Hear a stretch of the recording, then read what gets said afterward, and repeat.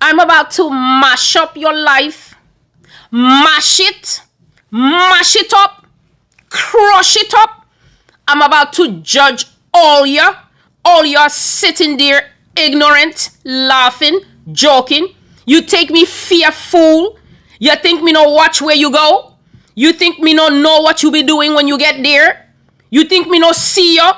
I'm about to wash all you out. I'm about to mash up your life, crush it up, mash it up. I'm about to mash all you. That is the general flow of what this man in the blue robe was saying. I'm not even speaking as loud as he was speaking or with the same because of the time, but this is what he was saying. I'll mash ya.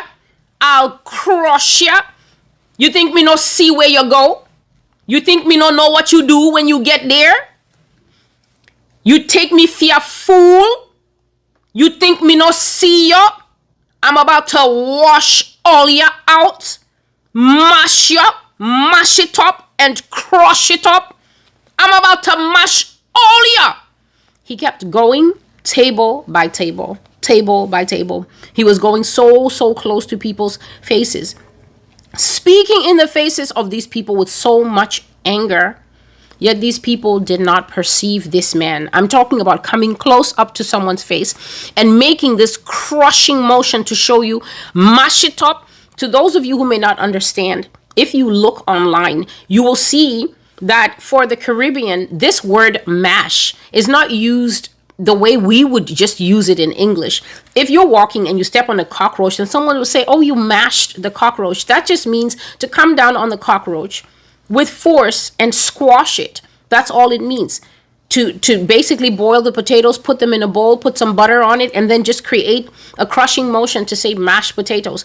When Caribbean people say that something is about to get mashed up, they don't just mean that something is about to get crushed up. They mean that something is about to be devastatingly destroyed in a way whereby the whole situation is going to scatter.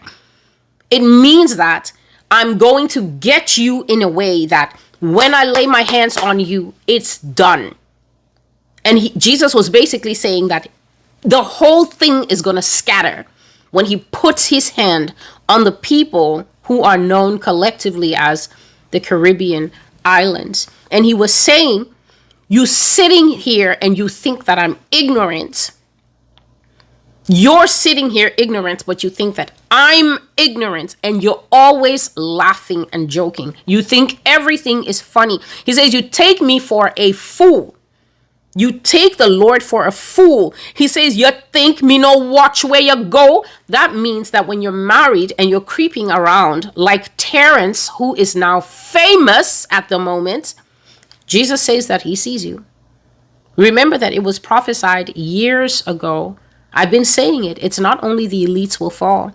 I said that if you are the one cheating on your wife and you are used to cheating, your 11th cheat or your 5th affair, even your 2nd adultery, if you're new to it, I said that this was the time period coming where the judgment of God will come from the mighty all the way down to the lowest. And I gave the example of the school principal here in America who was cheating with the music teacher, and his students wanted to be a blessing to him. They set up a surprise for him. They saw him driving somewhere and they thought, wouldn't it be great to follow him? Those kids followed that man with the marching band, burst into the hotel and started playing the marching band, and there was the man signing into the hotel register with the music teacher that he had been having an affair with. And the kids are live streaming. They're live streaming because other people in school want to see the principal getting blessed.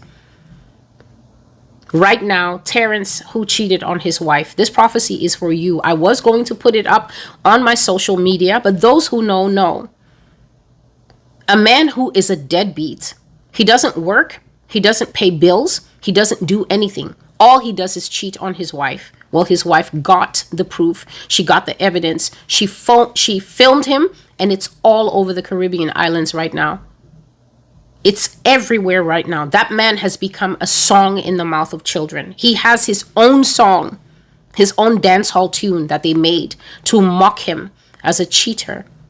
Every second TikTok right now is about him. Jesus is saying, you think when you go places, he doesn't know? When you're cheating, when you're the pastor who's fornicating. He says you have turned my church into a whorehouse. That's what he was telling me. Tell them, they will understand what you're saying. They who turned the church into a whorehouse. The pastor is still on the pulpit. 3 of the babies that have been born in the church that same year are his. Each woman is sitting not knowing that it's the pastor's child. And they probably will not know for about 5 years until the babies all develop their father's face. That's when the first lady of the church and the 3 girlfriends will all find out. And then that's when the pastor will be dragged by his tie, embarrassed. The first lady is going to stand by him and say, we're all human, we all make mistakes. 2 of the ladies might get angry and go and worship at another church. And in that church, 5 of the children belong to the pastor. Jesus is asking the people of the Caribbean, do you think he's a fool? He thinks that when you go to do your evil, when you go to do obia, when you go to do santeria, he's asking, do you think I don't follow you? And do you think I don't see? And so he says he's going to wash it all out. And by this, he's talking of the great judgment that is going to come that I will explain to you. So he's going close to people's faces. He's looking right in their faces with so much anger while I'm speaking on his behalf. Our mouths are moving the same, but I didn't step close enough to anyone for them to be able to lay a hand on me, on the child that I was carrying in my arms. And he kept going from table to table. And this is what he was saying in their faces. You're a liar. You are thief. You disloyal. You does steal. You does sleep around. He was naming sins face to face. I want you to picture Jesus Christ in front of someone very close enough to be eye level. Yet the person is tippling from a glass. A person has sunglasses on and a sun hat. The Lord of that person's life who could snap their fingers and that person drop dead, like we're seeing people drop dead in public now on camera. We're watching death now on camera, but the majority of people still don't understand the time season that we're in to start cleaning up their lives. Jesus is close enough up to your face, telling you that you're a liar, telling you that you do steal, telling you that you do lie, that you do bear false witness that destroys other people's lives, that you are a gossip. And he sees you. He's up in your face, but you're sipping alcoholic beverages and you're laughing and you're like, and you're like, take me photo. And you're doing that. And yet the one who carries the judgment of life and death is in front of you, accusing you to your face of sin. And the people didn't see him one bit. I'm saying that they did not see him. But for me, I could tell that they saw me.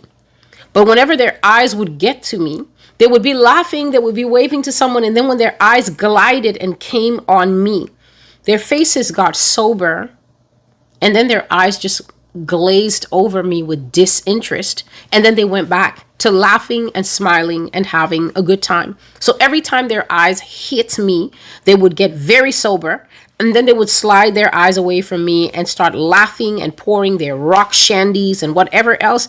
I saw so many different types of liquor going into glasses as people were laughing and gossiping the local gossip from their area. After a while of this, I really wanted to sit down because I'd been doing this thing for hours. There were so many tables going down the line, but this man was not finished. The man was not tired at all. He was moving between the hundreds and hundreds of tables, indicting each one, saying the same thing, that he's going to mash it up, he's going to crush it up, going to their faces and accusing each one to their face of the personalized sins. Adulterer, fornicator, children out of wedlock, this and that, to their faces. And so as long as he kept moving down the rows, crying out about a great judgment that would come to the Caribbean, I had to keep going. He was speaking of a crushing judgment. He was speaking of a terrible thing that would happen. And he said that this thing would leave thousands and thousands of these laughing people dead, with their bodies laying all over in public for anyone to see, for everyone to see. But not a soul was listening as I was crying out about this judgment.